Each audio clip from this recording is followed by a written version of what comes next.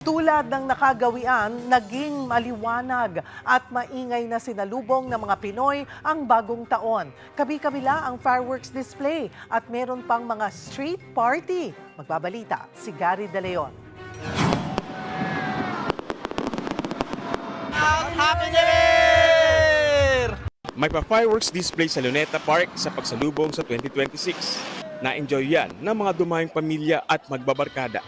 Meron pang galing sa probinsya, tulad ni Fatima na galing pa raw ng Marawi. Gusto ko ma-enjoy yung pamilya ko. At saka iwas sa stress para panibagong buhay sa 2026. Hanggang alauna ng madaling araw lang bukas, kaya nagkumahog din sa pag-uwi ang mga bisita. Sa Tondo, Maynila, wanto-sawa ang selebrasyon.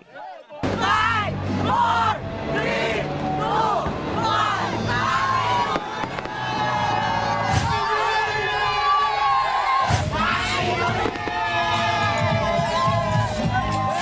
Tila may showdown pa ng street party ang kada barangay. Sobrang lungkot po ng New Year namin pag walang street party po. May pa-costume party pa. Bida ang mga bata na suot ang mga Disney anime at horror-inspired costumes. Pero agaw pansin ang buhaya costume na may hugot. Etong bahay naman, kakaiba ang dekorasyon na galing sa sapal ng nyog. Kaya pati ang mga dayo na first time mag-New Year sa Pinas, kasama ang asawang Pinay, tuwang-tuwa. Maganda.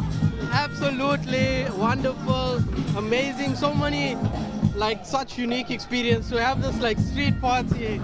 Amazing. Love it. Very loud, but very good. I've always told him that it's more fun in the Philippines! Kahit na ipinagbabawal, may ilang nagsindi ng iligal na paputok. Kaya't maya't maya ang pag-iikot ng mga truck ng bumbero para magbabala. Star-studded naman ang pagsalubong ng 2026 sa BGC Taguig. Hinaranan ni Dionela, DJ Monteverde at Casey Tandingan ang mga manonood. Nakipagrakrakan din ang OPM icons na parokya ni Edgar at maging ang Pinoy na si Apple the App. Headliner dito ang P-Pop Kings na SB19. Sa Makati naman, nag-perform ang bandang Cup of Joe. Nagbigay saya rin sina Eli Bondia, Juan Carlos, The Voice USA Champion, Sofronio Vasquez III, at Asian Phoenix, Morissette. Siyempre, merong bonggang fireworks display.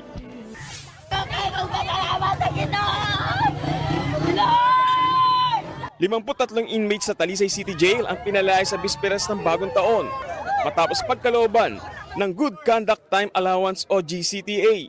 Sila yung inmates na nagpakita ng magandang asal at disiplina, kaya ang kanilang pamilya emosyonal sa pagsalubong sa kanila. Magpasalamat ako sa Ginoo, sir. Ang itabangan ko na gani-release na itaw na ako ng anak, sir. Nga na namin magbagong tuwing sa balay. Sa Tagum City, Davao del Norte, nagliwanag ang langit sa fireworks display sa pagsalubong sa New Year. Meron ding libreng concert. May attraction din sa Tagum City Hall Ground na bida ang giant holiday tree na carnival-inspired. Ito rin ang pinakamataas sa buong bansa. Sa survey naman ng Social Weather Station o SWS, 89% ang nagsabing sasalubungin nila ang bagong taon ng may pag-asa. Ngayon lang uli yan naitala makalipas ang 16 na taon. 11% naman ang nagsabing may pangamba sila na sasalubungin ang 2026. Kapatid, para sa 1PH, Gary De Leon, News 5.